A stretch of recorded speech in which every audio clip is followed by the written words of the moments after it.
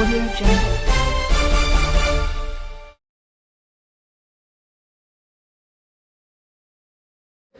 नमस्कार। लखीमपुर नगर पालिका चुनाव की सरगर्मियां तेज़ हो चुकी हैं। प्रत्याशियों का डोर टू डोर जाकर कैंपेन करना शुरू किया है। ऐसे में लखीमपुर न्यूज़ आपके लिए लाया है कौन बनेगा चेयरपर्सन, कौन बनेगा चेयरमैन लखीमपुर नगर पालिका। इसी संबंध में आज मैं बहुजन समाज पार्टी की प्रत्याशी अंजू मिश्रा जी के पास हूं और मैं उनसे बात करूंगा और मैं जानूंगा कि पब्लिक उनको चेयरमैन की सीट पर क्यों बैठाए, उनके क्या एजेंडा है, उनके क्या मुद्दे हैं, जिन मुद्दों को लेकर वो जनता के सामने जा रही हैं। तो अंजू मिश्रा जी बहुजन समाज पार्टी की जो प्रत्याशी हैं नगर पालिका अध्यक्ष के लिए इस वक्त मेरे साथ में हैं। आइए हम उनसे बात करते हैं और जानते हैं।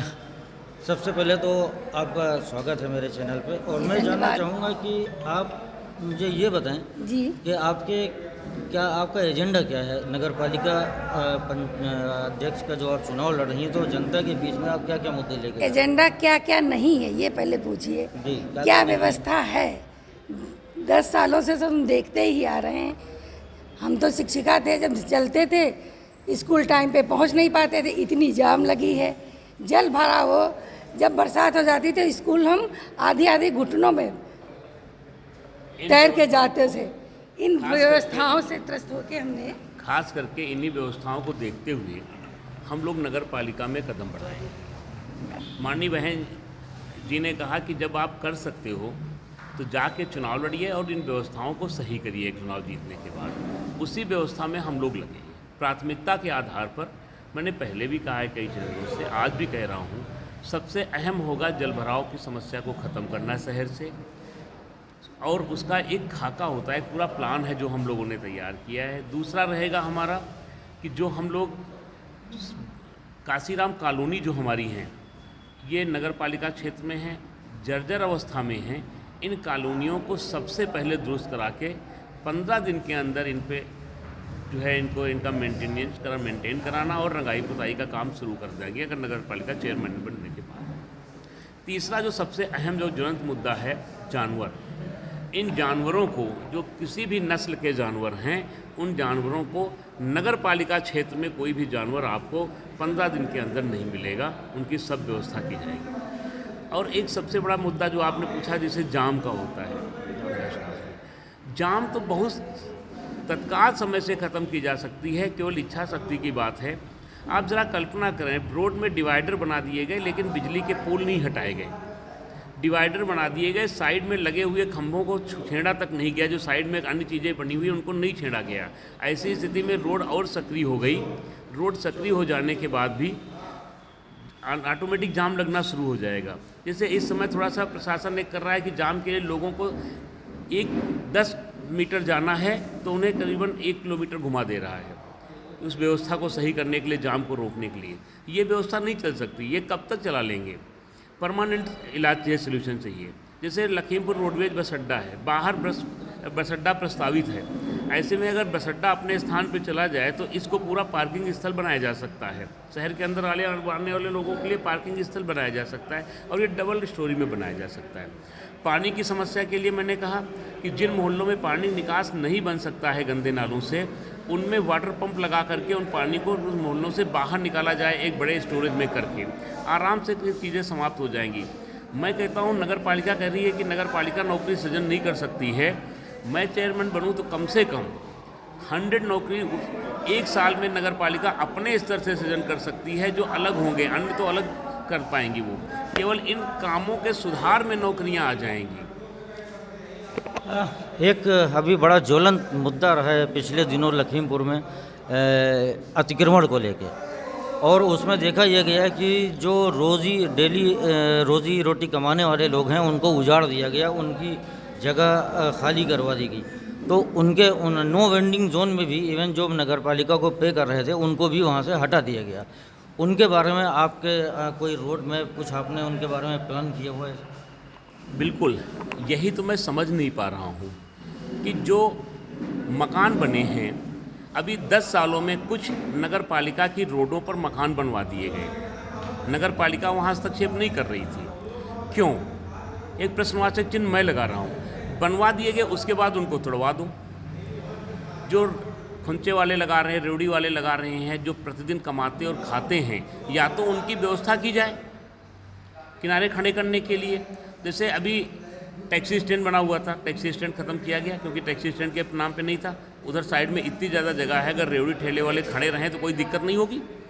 या अन्य ऐसे बहुत से लखीमपुर में प्लेसेस हैं, उनके लिए स्थान बनाया जा सकता है, उनको कमाने खाने के लिए रोजी रोटी की उनकी व्यवस्था की जा सकती है। जैसे पशु चिकित्सालय है, जर्जर अवस्था में हो रहा है, इसको ऊपर बना, ग्राउंड में बेसमेंट में बना दिया जाए, या बेसमेंट खाली करके इसको जो है रेवड़ी वाले या जो छोटे छोटे फुटपाथ वाले जो लगाते हैं उनकी जो है दुकानों की व्यवस्था कर दी जाए, और ऊपर पशु चिकित्सालय बना दिया जाए, अंडरग्राउंड इसको बना दिया जाए, अंडरग्राउंड वहाँ पार्किंग की व्यवस्था की जा सकती है।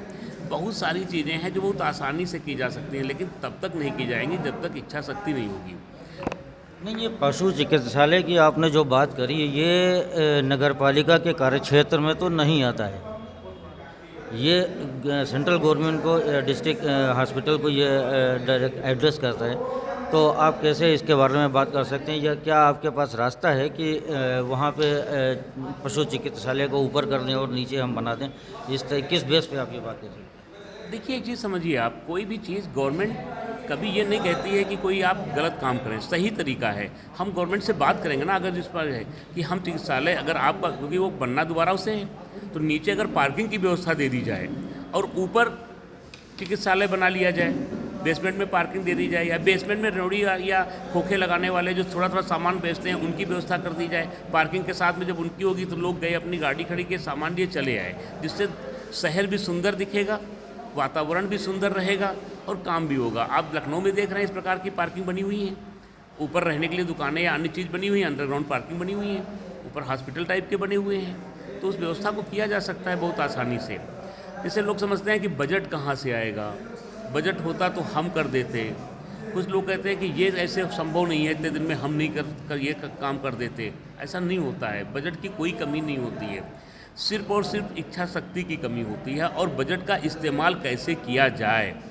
मुझे जानकारी है बहुत से बजट ऐसे हैं कि जिनका कोई मतलब ही नहीं है, खाली खर्च हो रहा है, उस बजट को इसमें इस्तेमाल कर लिया जाए। तरीका बदलना पड़ेगा। जब तक नई सोच के साथ नहीं आएंगे तब तक आप नहीं कर सकते हैं। नई सोच और नए तरीके से काम करना होगा। आप घर में, मैं उदाहरण के तौर पे आपको बताता हूँ, बहुत छोटे छोटे उदाहरण दे रहा हूँ। आप घर, पुराना मकान ले लीजिए।